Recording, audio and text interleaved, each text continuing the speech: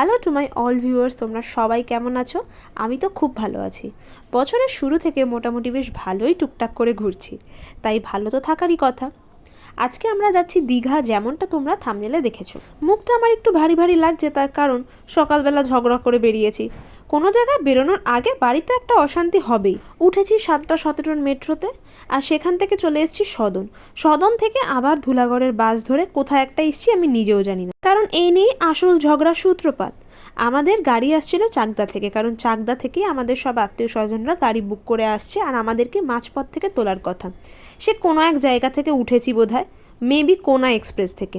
আসলে আমি বলেছিলাম যে ডাইরেক্ট উবের বুক করে চলে যেতে ওই স্পট অবধি, আর বাবা বলছিল অনেক টাকা লেগে যাবে, তার দিয়ে বরঞ্চ গাড়ি করেই চলে যাব। তো যাই হোক, আলটিমেটলি ভয় লাগছিল এটাই যে আদেও আমরা সেই পথে উঠতে পারবো কি না, সবার সাথে দেখা হবে কি না।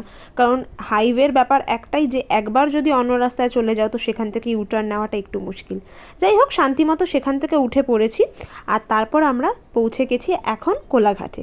কোলাঘাট আসা মানেই একটুখানি ব্রেকের টাইম।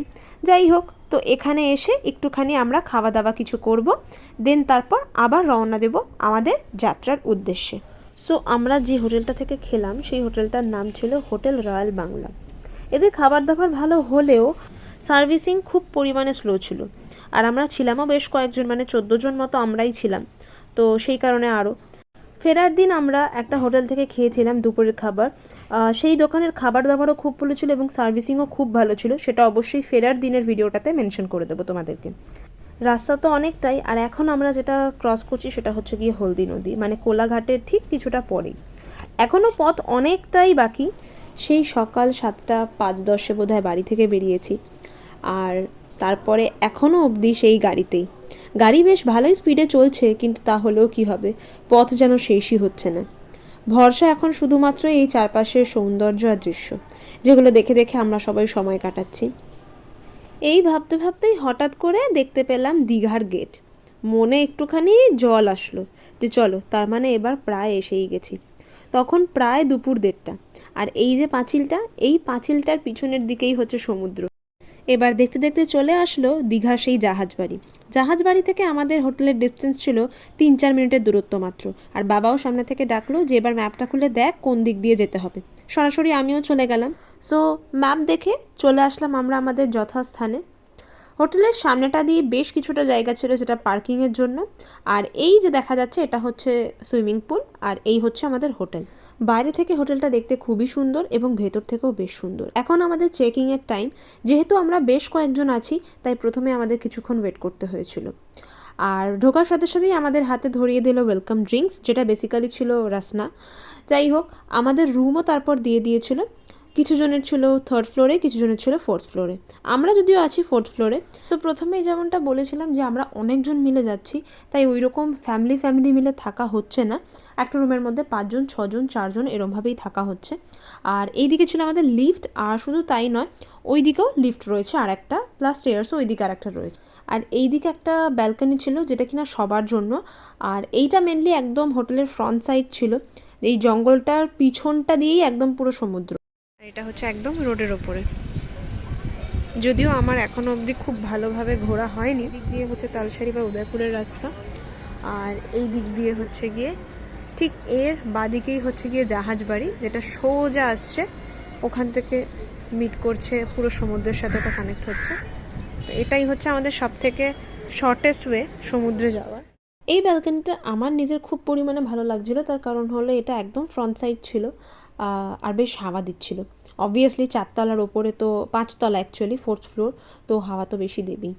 চলো এবার আমাদের রুমের দিকে যাওয়া যাক। আমি যখন ঢুকতে যাব তখন সত্যি একটা কেস হয়েছিল, আমি রুম নাম্বার গুলিয়ে ফেলেছিলাম অ্যাকচুয়ালি।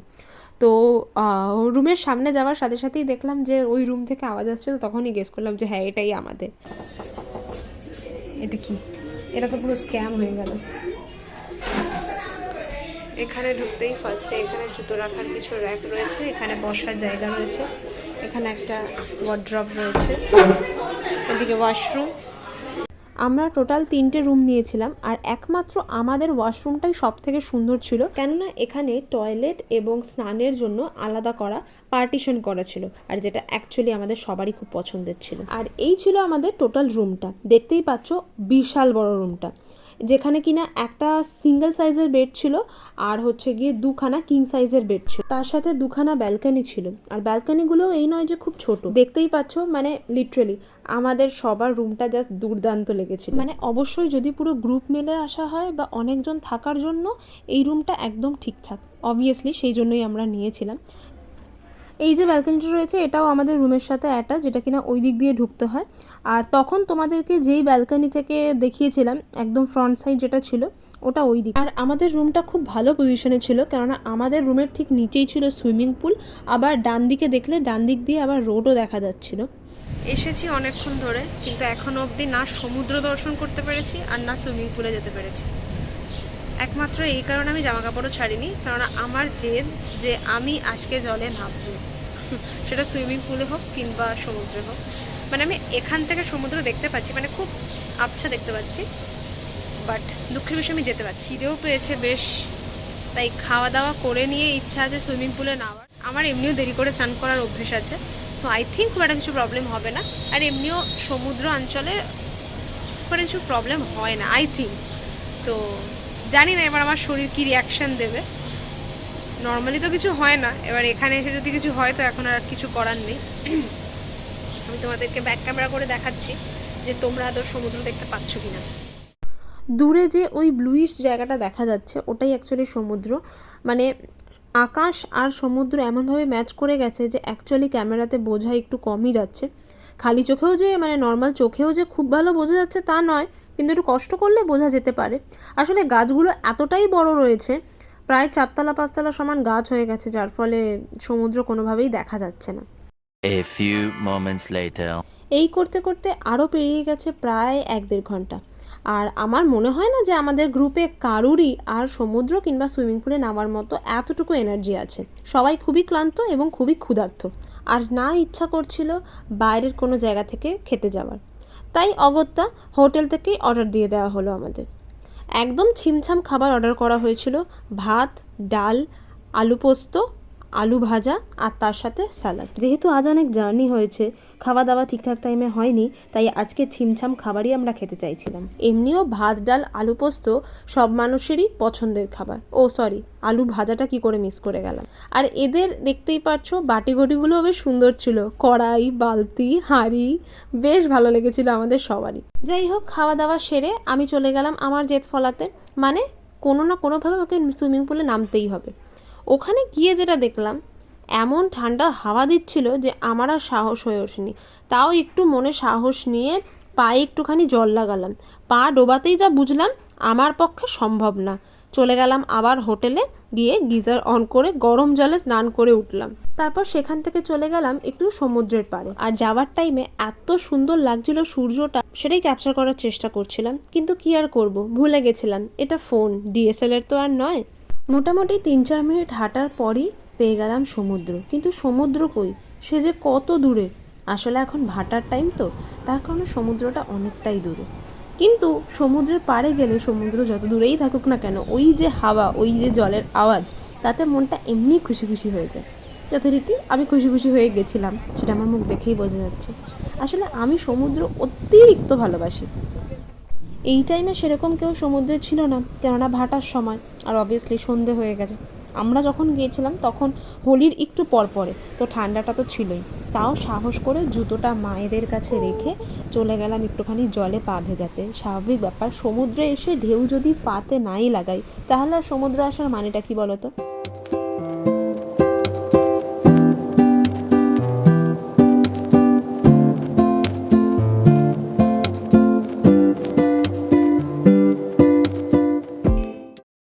যে কোনো সমুদ্রপ্রেমীর কাছে এটা যে কী ফিলিংস সেটা আলাদা করে বোঝানোর আমার মনে হয় না কোনো দরকার আছে। যারা সমুদ্রপ্রেমী তারা নিশ্চয়ই বুঝতে পারে। এতক্ষণ আমার মনে হচ্ছিল যে না সমুদ্রে যেতে পেরেছি, না সুইমিং পুলে নামতে পেরেছি, দিনটা হয়তো নষ্টই হলো, কিন্তু এখন আর তা একদমই মনে হচ্ছে না। এরপরে আমরা চলে যাই হোটেলে, একটুখানি রেস্ট নিই, এবং রেস্ট নিয়ে যখন উঠি তখন মা বলে যে বাবা আর মানুদা চলে গেছে কিন্তু সুইমিং পুলে। আমি ব্যালকানিতে গিয়ে উকি দিতেই দেখি এখানে তো আলাদাই চলছে। সঙ্গে সঙ্গে ফ্রেশ হয়ে চলে যাই নিচে। বাট অবভিয়াসলি আমার স্নান টান হয়ে গেছে, জলে আর নামতে পারবো না এতটুকু বিশ্বাস ছিল, কেননা তখনই জল দেখেছিলাম ঠান্ডা, আর এখন আরও রাত হয়ে গেছে, এখন তো আরও হবে। ওখানে যাওয়ার সাথে সাথেই দেখি যে বেশ গান বাজনা একটা পরিবেশ, আর খুব সুন্দর লাগছে লাইটিং ফাইটিং দিয়ে, ওপর দিয়েও যদিও দেখা যাচ্ছিল সেটা। আর এটাই ভাবছিলাম কাশ একটু যদি গরম হতো তাহলে নেমে যেতে পারতাম, কি আর করা যাবে। ওদিক থেকে মা আর আমার দিদি দুজনে ওখান থেকে দেখতেই পাচ্ছ। আমাদের অ্যাকচুয়ালি রুমটা এত ভালো পজিশনে ছিল, তো এখানে আমি এগুলোই এনজয় করছিলাম আর ক্লিপ নিচ্ছিলাম। বাট এখানে তার থেকেও বেশি যারা এনজয় করেছে সেটা হলো আমার বাবা আর আমার দাদা। বাবা তো তাও টুকটাক বসেছিল, আমার দাদার কান্নাটা শুধুমাত্র দেখে।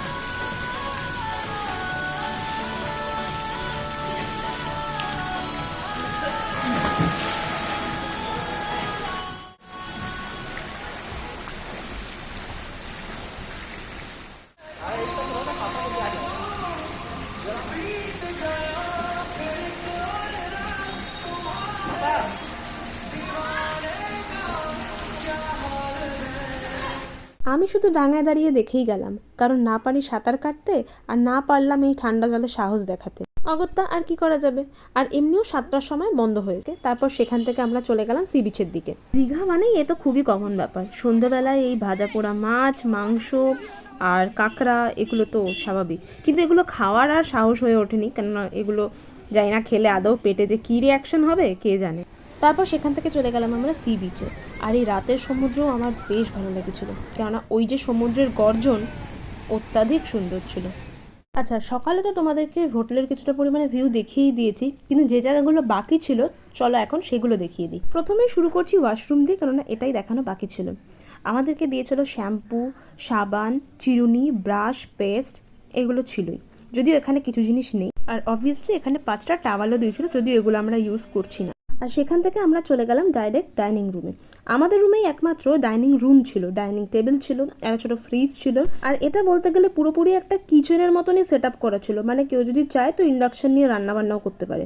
আর আমরাও মোটামুটি বিস্কুট, চাল ফাল অনেক কিছুই নিয়ে গেছিলাম, যেহেতু অনেকজন, ভেবেছিলাম যে হয়তো রান্নাবান্না করে খাওয়া হবে, যাই হোক সেটা আর হয়নি।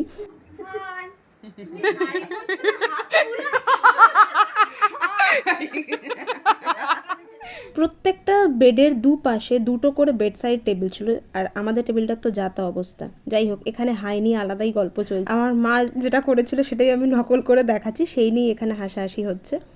আর এইখানে বড় একটা টেবিল ছিল, মানে এখানে জিনিসপত্র রাখা যাবে নিচে। আমরা তো এতজন ছিলাম তো ভরেই গিয়েছিল বলতে গেলে সব কিছু। ও ইলেকট্রিক কেটেল ছিল, চা ঠা অনেক কিছুই দিয়েছিল। যেহেতু আমাদের রুমটা অনেকটা বড়, তাই দুখানা এসি ছিল 1.5 টন করে। এতক্ষণ ধরে যে ক্লিপগুলো দেখলে, এই ক্লিপগুলো আমি নেওয়ার কথা ভুলেই গেছিলাম আনন্দের চোটে। যাই হোক, ভাগ্যিস রিনি করেছিল, তাই আমি ওর থেকে ভিডিওগুলো নিয়ে নিয়েছি, তাই একটুখানি হরাইজন্টাল আর ল্যান্ডস্কেপে প্রবলেম হয়ে গেছে। ডাইনিং রুম থেকে এই চেয়ারটা নিয়ে এসেছি, নিয়ে এসে ডাইরেক্ট এইখানে ব্যালকানিতে বসে গেছি। বসে বসে সমুদ্রের পাড়ের হাওয়া খাচ্ছি, যেটা দূরে রয়েছে, যেখানে লাইটগুলো দেখা যাচ্ছে ওটাই সমুদ্র, মানে ওখানেই সমুদ্র। আর চাঁদ এনজয় করছি, যদিও আজকে পূর্ণিমা নয়, তবে চাঁদটা কিন্তু দেখতে বেশ সুন্দর লাগছে। চলো, ডে 1 আজকের মতো এখানেই এন্ড করছি। দেখা হবে খুব শিগগিরই ডে 2 নিয়ে। বলবো তোমাদের কি কি করলাম, কোথায় কোথায় গেলাম। সাথে থেকো, পাশে থেকো।